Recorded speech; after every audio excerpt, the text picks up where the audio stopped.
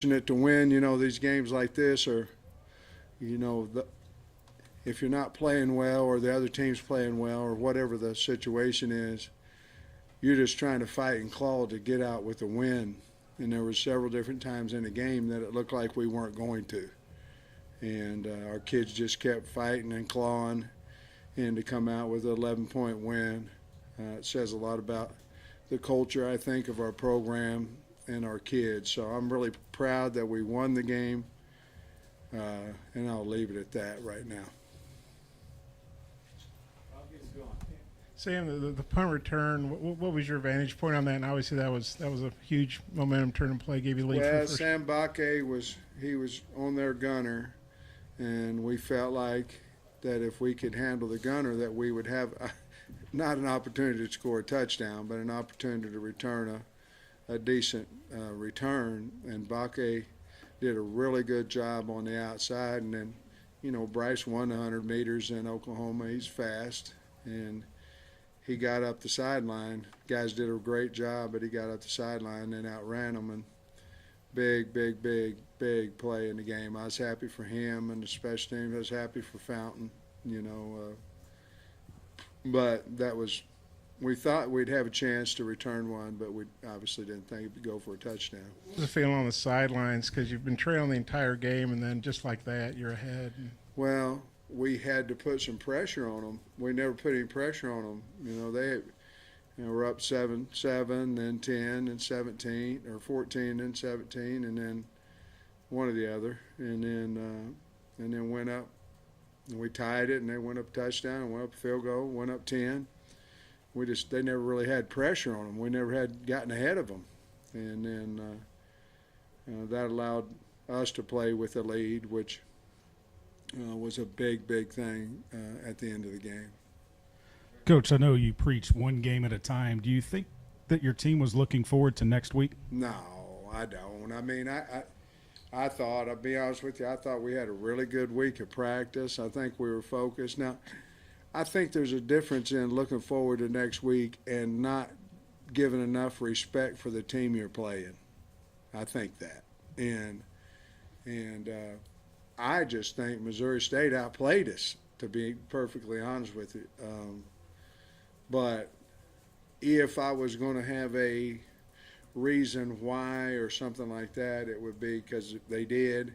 And the other thing is that, I remember we went in there and beat Cincinnati, and nobody was happy, nobody was this. Well, Cincinnati's a really good team, and so we're not going to have a problem getting up for the next few. The name on the side of the hat, pretty significant. So, but I don't in any way want to not give Missouri State everything they deserve, because they were, I don't know if their team wasn't better than us today because we beat them, but Coach was better than me today, and I got to get that fixed. Their 4th and 1 play where they scored the touchdown, Arkansas fans have seen that before. Is that the first time you've seen it? We were in zero coverage. We had a guy for him. And it was really a great call because, if he doesn't, gutsy call and wide open, but it's not like we planned on cutting him loose, but yeah, it was a great call by Coach and well executed. Coach, early on it seemed like pretty much everything that could go wrong went wrong. Yeah, amen. What do you think contributed to that, and what was the mood on the sideline while it was all unfolding? My mood, or what do you mean? The sideline. The sideline. I mean, did you get? No. I learned against Auburn last year not to panic. You guys may think I did on the 4th down where we ran the ball, but I tried not to panic, because if I do, the team will. And so we just kept talking to them about what we're doing good. We were running well into the boundary. We were protecting well on offense. We weren't holding on to the ball. We gave it to them on the goal line. I mean, we're about to score, and we give it to them about on the 25. We're about to, we're moving the ball well. We couldn't get off the field on 3rd down. We didn't tackle well tonight at all. but you know, made enough plays to win. We've got to get better and all that kind of stuff. But no, we didn't panic. If we do, it just becomes a point fest, and we're a team. I don't want to do that. You mentioned that fourth down call where you ran it on 4th and 9. What happened there? Well, we ran it on 4th and 9 is exactly what happened. He turned around, he handed the ball, and he ran in there for about 5. And then the official come up, and he goes the other way. And Missouri State's team came out, and they started hauling butt down the field. The call was, it was a run to run. We thought that we had them in 2 or quarters, and we thought we could surprise them and get them in there, and it was a run to run where basically we can hand it or KJ can run it, and it didn't work, and that's the honest goodness truth. I wish I could tell you that we had a pass on and something happened. That's the truth though, but it didn't work. Sacks tonight. I think that's about the most in a game in 10 years. How did pressure on the quarterback late kind of We flip had the game? to, you know, we're fighting our butt off, you know, but we had to pressure him, and I mean the guy was hard to tackle. He's a good player, you know, and but we had to pressure him, and of course JD got a couple, I guess, and Drew got 2 or 3, I think, and Drew's so valuable in that because he can a lot of times run you down if you get out of the pocket, he can run you down and things of that nature. But going into the game, that was exactly the game plan. We were going to put pressure on him because we knew how good the receivers were. We just couldn't contain him, and he would get outside the pocket and make plays with his feet or with his arm, you know. I'm so happy we won, man. Unbelievable. What have you thought about Drew's ability to get in the offensive backfield first 3 weeks? I like it. What do you think about it? Just a question for you, man. Well, what's the answer? What he is, he's long, he's very strong, and that's his forte, you know, before he transferred, on the line of scrimmage guy. I like what we're doing with him. We're putting him on the edge, putting him in inside and over the guard. But he's just a really good player, and he has a knack to rush the quarterback. And Barry and Mike have drawn up some really nice packages for him. Coach, Matt Landers had a career day. How important was it for him to have this kind of breakout game? Well, I didn't really see let me see what Matt did. 8 targets, 7 catches, 120. Yeah, you know, I'm proud of Matt because he dropped the pass against South Carolina, and he struggled with that. I mean, it was bothering him. I hope he doesn't mind me saying that. I told him, I said, you're going to drop another one eventually. You will. But it ain't because you don't want to, and it's not that you can't catch it. It's just you dropped it. So get over it, you know, and move on. And, I mean, the good Lord's perfect. Nobody else is. Just we're going to be all right. And to him to bounce back like that, that's big. He's going to help us, though. He's a good player, really good player. He's going to help us throughout the year. I'm awful proud of him and for him. Can you Thank talk about? for the question. Sorry. Can you talk about how the offense-defense cleaned up the penalties in the second half? Well, what did we have at halftime? 3? Did we have 3? And then we had two false starts, I think, in the second half. I don't remember. How many did we end up having penalty-wise? 6. So I can't remember where the third one was. I know we had a couple of holdings on special teams, which we had made such a big deal out of it. But, yeah, you know, usually penalties happen when you get tired, or, you know, when you get tired, your feet aren't there, you're grabbing, you're holding, because your feet can't get you to the thing. And so 6 is better than last week. We had 10. If we get around 4 and 3 a game, that's probably going to happen. But we got work to do on it, but I was proud that we cleaned it up, and especially on the punt. You know, first I was looking on a punt return to see if there was any flags laying back there, you know.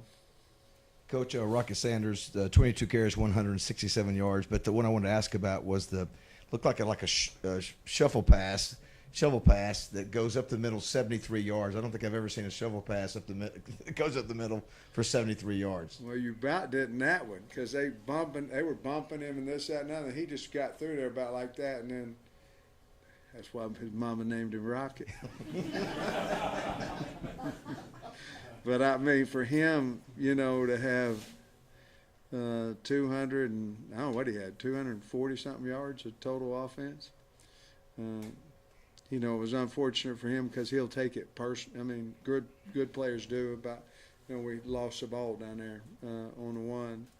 He'll take it personal, but he did, because then he come back. He said, "Hey, I got to make up for it." Good ones do that. But yeah, it was just down the pipe shovel with him, and the old line blocked it up, and then he just took off. It was beautiful. We needed it bad. Coach, there's a lot of times tonight where it seems like KJ may have had an opportunity to run but decided to stay in the pocket and let plays develop. Was that by design for him to let things develop, or what? No, I just believe that he felt like someone was going to come open for him. Here's what I do know. He was very, very comfortable with his protection, you know, and so he thought normally the clock in your head goes off and you go, "Hey, I got to run." But I think, especially like it might have been his second quarter where he had a lot of time to throw the ball, I think he got comfortable, and I think he just kept holding it, feel like somebody may come open. Sometimes they did, and then sometimes they didn't. But I think it was more. It wasn't designed. I think it was just more KJ being KJ and saying, "Hey, I can hang in here a little bit longer and give him some time." Sam, you know, a lot of top 10 teams have been losing. We know that. And it was rough for you guys tonight, but you found a way to win. And Yeah. you outscored them 38-10 after you fell behind initially. Yeah. So, how big was it to find a way to win and you could, you know, what you can build off this? Could you imagine walking in here getting beat tonight? I would say, "You want to trade me spots?" I mean, nobody, y'all know us, you know, nobody wants to be up here losing a game that you're supposed to win. You know what I mean? So I'm so glad we won, and glad that the kids turned everything was going downhill and turned it around, and so I don't know if I answered your question, but I'm glad they turned around. Glad we won. Maybe kind of how you can build off this going. I think we can. I mean, I think eventually. I don't want to get 17-0 again and say, "Hey, we did it one time. Let's do it again." I'd rather hold on that one, you know. But if it does, I think you can learn from it. Sure do. I'm sorry, Rocket, another 100-yard game, another career high. Isn't that something? What'd you think of his running then? What'd you think of KJ's pass? Yeah, I thought both of them played well. I don't know KJ's numbers here. I'll look real quick, but you know, we just told KJ on the last couple of drives, is just said, "Hey, it's your game. Go take over the game." I mean, that's what he does, and I just wanted him to know we were expecting him to, you know. So, and he did. You know, I mean, that's what good players do. They always can't do it, you know, every single time, but most of the time he can do it, and that's what he did. And Rocket played, 200-something yards of offense, played his butt off. He cares. All of them do in there, but he wanted to make up for that fumble, and he did. Coach, you still didn't see Dominic Johnson tonight. Any update on when we're going to see him? He's fine. I mean, going into the game, we had said that he's ready and that we could play him. And I actually don't know how much R-Dub played. I don't know if how much he played tonight. I don't know. But we were going to go down that order. AJ, of course, Rocket, then AJ, then R-Dub, and then Dominique. And I didn't think he had played. I wasn't positive, you know, but I didn't think he had played. But he'll be fine. I mean, I think once he, when he gets up in the morning, I think he'll be. His mind was kind of wishy-washy on if he was ready or not. So I think he'll be fine, ready to go next week. I do believe he'll play next week, though. Along those same lines, do you have any update on Slusher? And we also saw Jashon Stewart wasn't dressed out tonight.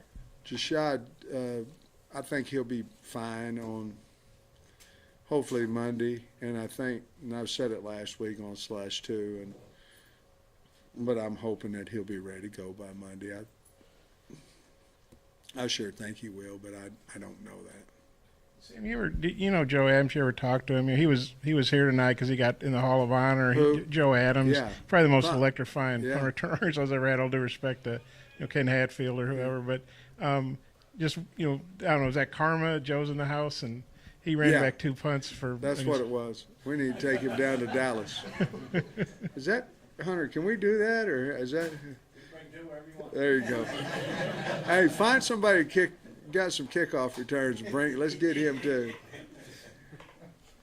He was electric when he played here. Good for him. Congratulations to him and all the other ones inducted to the Hall of Fame. But I don't know if there's any correlation. Ask him. He may think there is. But no, it was awesome. I'm sure it was awesome for him to see as well. We setting a record, buddy, or what are we doing? I mean, is this a pre-Texas A&M? Is this Thursday before A&M, or can we leave? I covered the city. Just be glad it turned out the way it did.